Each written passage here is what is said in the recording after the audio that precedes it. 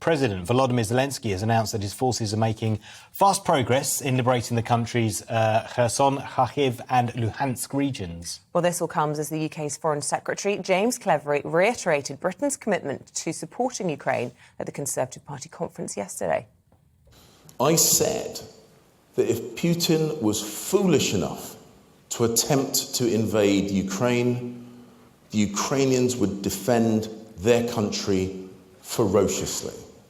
And they have done just that.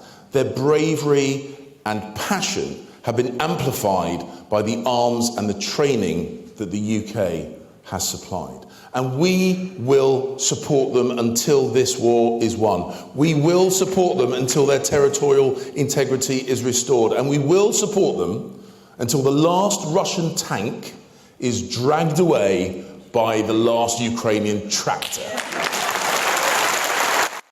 Foreign Secretary James Cleverly was speaking to him just before 9 o'clock this morning about Ukraine and what's going on at the Conservative Party conference. But joining us now is the Professor of International Politics at the University College Dublin, Scott Lucas. Scott, morning to you. Can you just put into context for us how significant these gains are by the Ukrainian army? Vladimir Putin is losing. That's how significant this is. 7 months after the Russian invasion, what Ukraine has done in just a matter of weeks in the past month is they've regained much of the territory that Russia took during the invasion. That includes the northeast, the Kharkiv region. It includes part of what we call Donetsk and Luhansk, which is in the east. And the big breakthrough on Monday was an advance of about 20 miles against the Russians in the south and Kherson. Now, what that does, first of all, is it means that everything since February that Putin tried to accomplish is now being undone, compounded by problems within Russia that we can discuss. But secondly, Ukraine now is on the verge of being able to move into territory that the Russians have controlled since 2014 through their proxies. That includes what we call the Donbass region in the east, and it includes Crimea, this big peninsula that Putin just seized, that he just annexed, without really a fight back from anyone 8 years ago.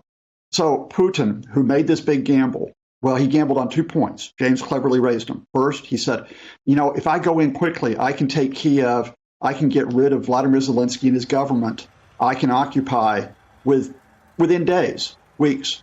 Failure. Secondly, I can split off Ukraine from the international community, isolate it. People won't risk the cost of supporting it politically, economically, militarily. Failure. Does he go for a third failure by annexing these territories and calling them Russian? Well, that's exactly what he did last Friday. And within days, that is coming undone.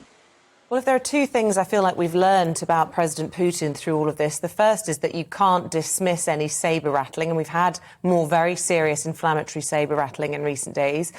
And the second is that when he's cornered, he's at his most dangerous. So if he's losing, I suppose the conclusion from all of this is we're in very dangerous territory, aren't we? Well, I think you're leading me to the chatter that we've had, which is that the Russians have moved forces which are nuclear capable for exercises near the Ukrainian border. And we know that when Vladimir Putin threatens exercises, what he has done in the past, there was the invasion in February. But I do think this is a further line, which if Putin does it, he effectively is just burning down everything, including his own future. Because if Vladimir Putin dares to use even one tactical nuclear weapon on Ukraine, first, it won't change the outcome of the war. It just simply means that territory his forces are in right now becomes radiated. It won't stop the eventual, basically, advance against him. But two, who in the world is going to support the use of a nuclear weapon by Putin? China won't do it. India won't do it. Maybe North Korea. But North Korea is not exactly who you want to be relying on if you're going to be fighting this war in 2023. Putin's a dangerous man.